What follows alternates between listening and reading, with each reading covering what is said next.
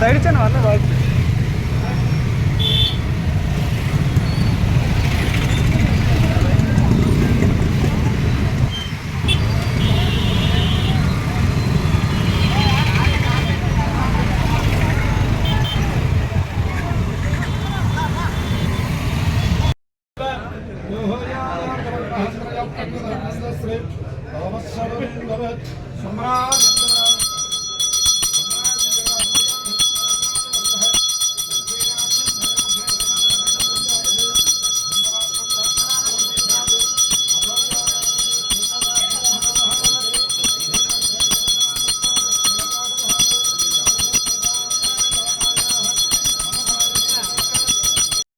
వాళ్ళు ధన్యవాదాలు తెలియజేస్తాను. ఎందుకంటే పాడేరు అయినా కూడా మీరు చక్కగా ఆదరిస్తారు.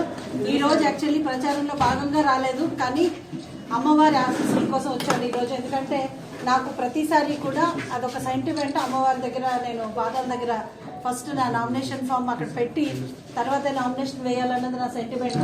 సో 2014 లాగే ఇక్కడే కూర్చుని టెంపుల్లో సైన్ చేయడం కూడా జరిగింది. సో ఈ రోజు ప్రచారంలో భాగంగా కాకుండా ఇక్కడ శ్రేణులందరూ కేవలం నన్ను ఒక వెల్కమ్ పలకడానికి రావడం జరిగింది. సో వాళ్ళని ఉత్సాహపరచడానికి ఒక చిన్న స్పీచ్ ఇవ్వడం కూడా జరిగింది. ప్రచారంలో భాగంగా మళ్ళీ వస్తారు ఇక్కడికి. అమ్మవారి ఆశీస్సులతో ఈ రాష్ట్రానికి, ఈ దేశానికి, ఈ కాన్స్టిట్యున్సీకి మంచి జరగాలి. ఎందుకంటే గిరిజనులు చాలా విధంగా నష్టపోయిన పరిస్థితి ఈరోజు చూస్తున్నాం. కాబట్టి చాలా మంది గిరిజనులు ఈరోజు కడుపు మంటతో ఉన్నారు. జీవో నెంబర్ 3 విషయంలో అయితేనే, ఈరోజు ఉపాధి లేకపోవడం విషయం అయితేనే, ఇళ్ళు 25,000 కోట్లు, ఇల్లు 25,000 కోట్లు యాక్చువల్లీ ట్రైబల్స్కి, పీవీటీజీస్కి ఇల్లు ఇవ్వడానికి కేటాయించినా సరే ఈరోజు ఇల్లు లేని పరిస్థితి మనం చూస్తున్నాం. ఇక్కడ ఇల్లు సరిగ్గా ఒక్క ఇల్లు కూడా ఈరోజు ఈ 5 సంవత్సరాలుగా ఇవ్వలేదు. At the same time Paderu నియోజకవర్గానికి సంబంధించి, లేకపోతే మా పార్లమెంట్కి సంబంధించి అభివృద్ధి చెప్పాలంటే నరేంద్ర మోదీ గారి గవర్నమెంట్లో ఈరోజు మనం చూసాము 650 పడకల హాస్పిటల్ నిర్మించుకుంటాము. అలాగే హైవే ఉంది, హైవే గ్రీన్ఫీల్డ్ హైవే నేనుండగానే అది అప్రూవల్ అవ్వడం జరిగింది. ఇప్పుడు వరకు మనము ప్రధానమంత్రి గ్రామీణ సడక్ యోజన ద్వారా వేల కొద్ది నిధులు తెచ్చుకున్నాము, అభివృద్ధి చేసుకున్నాము, గిరిజన సప్లైలకి తెచ్చుకున్నాము, ట్రైపాల్కి తెచ్చుకున్నాము, జల్ జీవన్ మిషన్ ప్రతి ఇంటికి నీళ్ళ కోసం మనం పోరాడాము, తెచ్చుకున్నాము. అండ్ మోడీ గారు కూడా ప్రతి ఒక్క గిరిజనులకి ఆఖరి బొట్టు వరకు కూడా వాళ్ళ బిందు వరకు వాళ్ళకి చేరాలని చెప్పి ఒక సంకల్పంతో ముందుకెళ్తున్నారు నరేంద్ర మోదీ గారికి. ఈరోజు ఆదివాసులు, మహిళలు 2 కళ్ళతో సమానం.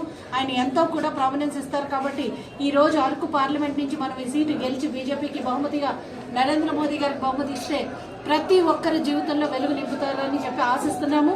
అండ్ ఈ కాన్స్టిట్యున్సీ నుంచే మా గెలుపు మొదలవుతుంది. కాబట్టి ఖచ్చితంగా అమ్మవారి దీవెనలతో మేమందరం ముందుకు వెళ్ళాలని చెప్పి ఈరోజు అమ్మవారికి మొక్కుకోవడం జరిగింది. ఈరోజు ప్రతి ఒక్కరికి కూడా ఈరోజు చాలా అంటే ఎండాకాలం చాలా ఇబ్బందులు పడుతున్నారు శ్రేణులు. కానీ ఈరోజు భగవంతుడు కూడా మాకు చల్లగా చూడడం వల్ల కొంచెం మబ్బుగా ఉండి చక్కటి వాతావరణంలో ఈరోజు ర్యాలీ చేసుకున్నాము. అందరికీ పేరు పేరు చొప్పున ఇక్కడ ఈ ర్యాలీలో పాల్గొన్న వారికి, నాకు ఆహ్వానం పలికిన వారికి అందరికీ కూడా ప్రత్యేకంగా ఇక్కడ ఆతిథ్యం ఇచ్చి జనసేన ఇన్ఛార్జ్గా, అరకు పార్లమెంట్ ఇన్ఛార్జ్గా ఉన్న గంగులయ్య గారికి, అలాగే మా అరకు ఎమ్మెల్యే అభ్యర్థిగా ఉన్న పాంగి రాజారావు గారికి కూడా, కృష్ణారావు గారికి, బుర్ర నాగరాజు గారికి అందరికీ కూడా నేను హృదయపూర్వక ధన్యవాదాలు తెలియజేస్తున్నాను. ఎందుకంటే చాలా తక్కువ టైంలో నేను నోటీస్ ఇవ్వడం జరిగింది. నేను సాయంకాలం చెప్పాను, ఇవాళకి వాళ్ళంతా ఆర్గనైజ్ చేసుకున్నారు. చాలా గ్రాండ్ వెల్కమ్ పలికారు. అందరికీ మరొకసారి మీడియా సోదరులందరికీ నా ప్రోగ్రామ్ అంతా కవర్ చేసినందుకు, అలాగే ప్రతిసారి వెన్నుండి ఇక్కడ ఉన్న సమస్యలన్నీ నా దృష్టి తీసుకొచ్చి ఎట్లా అయితే పరిష్కార దిశగా కృషి చేశామో ఇంతకుముందు, అలాగే మీ యొక్క సహాయ సహకారం నాకు అందిస్తారని చెప్పి మీ అందరినీ నేను కోరుకుంటూ మరొకసారి మీ అందరికీ హృదయపూర్వక ధన్యవాదాలు. సమస్య లేని ఇల్లు ఉండదు, పరిష్కారం లేని సమస్య ఉండదు. బంధాలు గొప్పవి, బాధలు చిన్నవి.